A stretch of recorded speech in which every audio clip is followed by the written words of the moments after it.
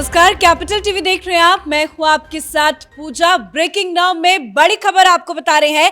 दिल्ली के मुख्यमंत्री अरविंद केजरीवाल ने सुप्रीम कोर्ट का रुख किया है। दरअसल अधिकारियों की ट्रांसफर पोस्टिंग मसले को लेकर मोदी सरकार के अध्यादेश के खिलाफ अरविंद केजरीवाल सुप्रीम कोर्ट पहुंचे हैं। और इस बड़ी खबर पे मेरे साथ न्यूज रूम से जुड़े हुए हैं कैपिटल टीवी के editor in chief doctor Manish Kumar. आखिर क्यों अंत में अरविंद केजरीवाल को सुप्रीम कोर्ट जाना ही पड़ा?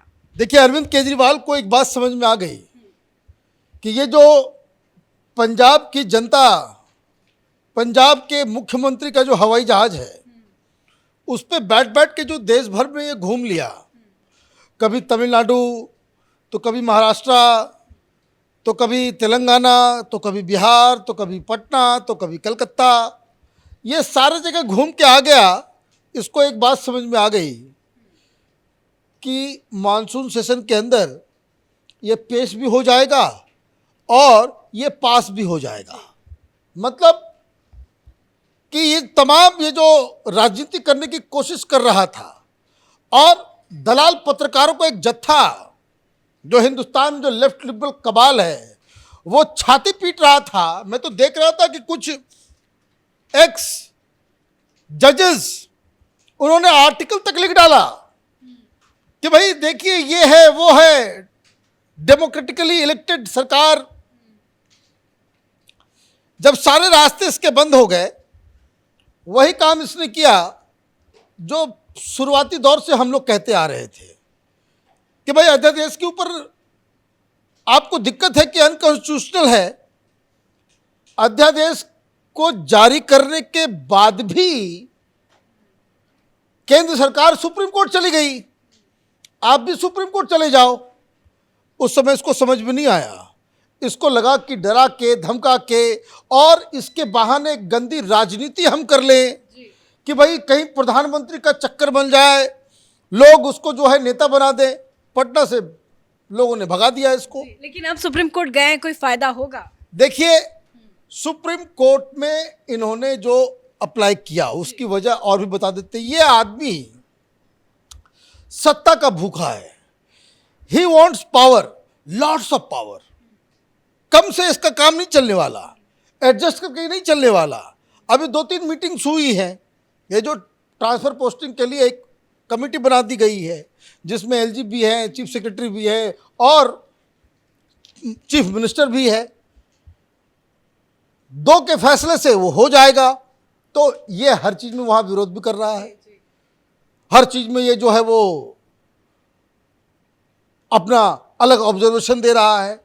और एलजी साहब से आप अगर ये तो देखिए, शीला दीक्षित भी थी यहाँ पे शीला दीक्षित जब चीफ मिनिस्टर थी तो अटल बिहारी वाजपेयी की सरकार थी। जब मदनलाल खुराना, साहब सिंह वर्मा ये लोग चीफ मिनिस्टर थे तो वहां पे कांग्रेस पार्टी की सरकार थी। आप एडजस्ट करके चलते हैं, आप लड़ झगड़ के एक घर नहीं चला सकते, पूरा का पूरा राज्य कैसे चलेगा?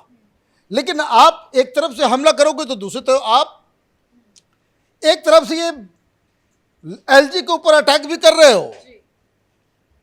आज मैंने देखा कि उसकी मोनिका कक्कर वो आकर के पब्लिक में आकर के प्रेस कॉन्फ्रेंस कर रही है, एलजी को ऐसा वैसा कह रही है कि कहाँ तुम खर्च करते हो, क्या करते हो, नहीं करते हो। ये तमाम तरह की चीज़ें तो ये जानबूझ करके जब इसको ये लग गया कि न सत्ता आने वाला है न पावर आने वाला है और खामखा ये जो है वो इसका कहते हैं कि भाई कि जोकर बनता रहेगा। ये आप चीखते चिल्लाते रहेंगे और सारे डिसीजन जो है वो आपके अगेंस्ट में जाएगा, तो चीखते चिल्लाते रहो, उससे क्या फ़र्क पड़ता है किसी को।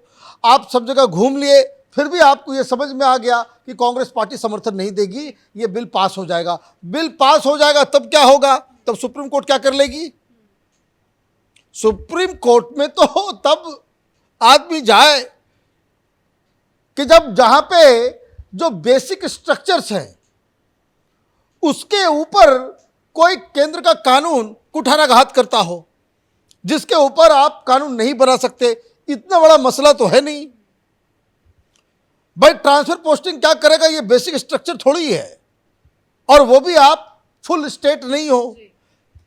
कानून आ जाएगा और जो सुप्रीम कोर्ट ने जो फैसला दिया जिसके तहत इसके पास वो शक्तियां आई थी, उस डिसीजन के पॉइंट नंबर 95 में सुप्रीम कोर्ट ने खुद ये कहा है कि चूंकि कानून क्लियर नहीं है, चूंकि इस तरह का कोई कानून क्लैरिटी से ये नहीं बता रहा है, जैसे 3 चीजों के ऊपर क्लियर कट है संविधान, लेकिन बाकी चीजों के ऊपर संविधान क्लियर कट नहीं है, उस तरह का कोई कानून नहीं है, इसलिए जो डेमोक्रेटिकली इलेक्टेड गवर्नमेंट है उसको ये अधिकार होना चाहिए। इस आधार पर ये चला गया था। मोदी सरकार ने कहा ठीक है, अगर यही बात है कि कानून नहीं है, इस वजह से उधर जा रहा है, तो कानून बना देते हैं। तो कानून बनाने के लिए आपको चाहिए कि पार्लियामेंट सेशन में हो।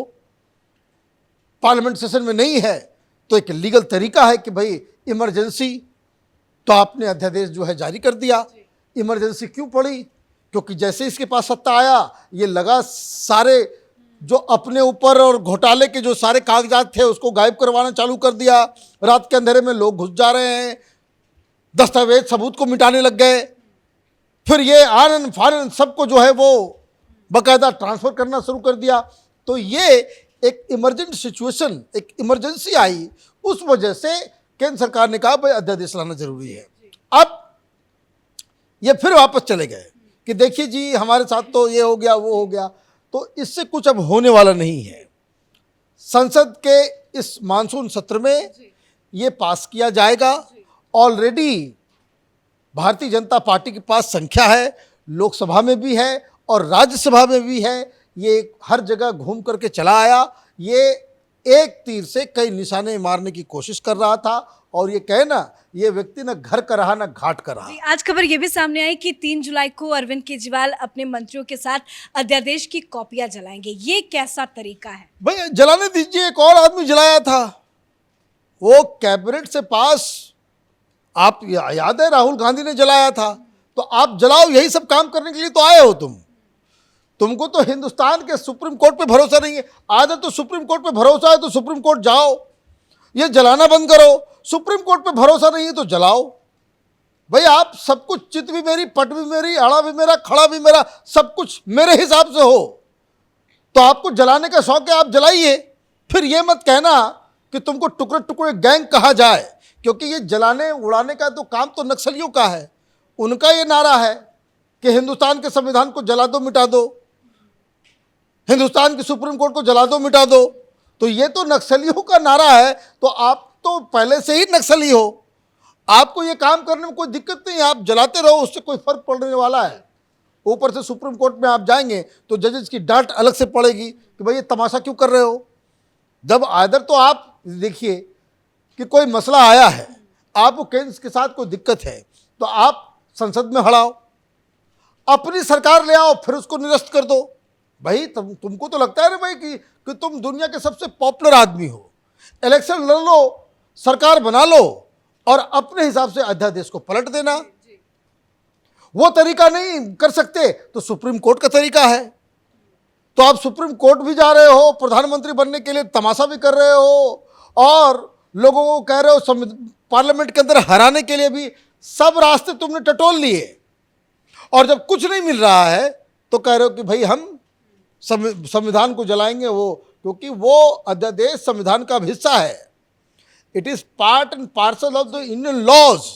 ये कोई प्रधानमंत्री मोदी अपने मन से अध्यादेश नहीं निकालते, उसका एक लीगल सैंक्टिटी है और आप उसको जलाना चाहते हो, आप शौक से जलाए, उससे किसी को कोई फर्क नहीं पड़ता। धन्यवाद अपडेट के लिए। तो मोदी सरकार ने अध्यादेश लाकर सुप्रीम कोर्ट के फैसले को पलट दिया था और आज इसी मोदी सरकार के अध्यादेश के खिलाफ अरविंद केजरीवाल ने सुप्रीम कोर्ट का रुख किया है। अब देखना होगा सुप्रीम कोर्ट में क्या कुछ अहम सुनवाई होती है। इस बड़ी खबर में मेरे साथ फिलहाल इतना ही। कैमरा पर्सन रवि के साथ मैं पूजा, कैपिटल टीवी।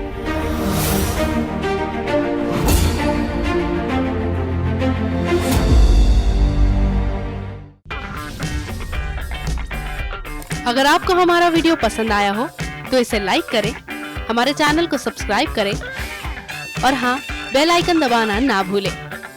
ताकि आप तक हमारे वीडियो की नोटिफिकेशन पहुंचती रहे। आप अपना सुझाव हमें कमेंट बॉक्स में दे सकते हैं।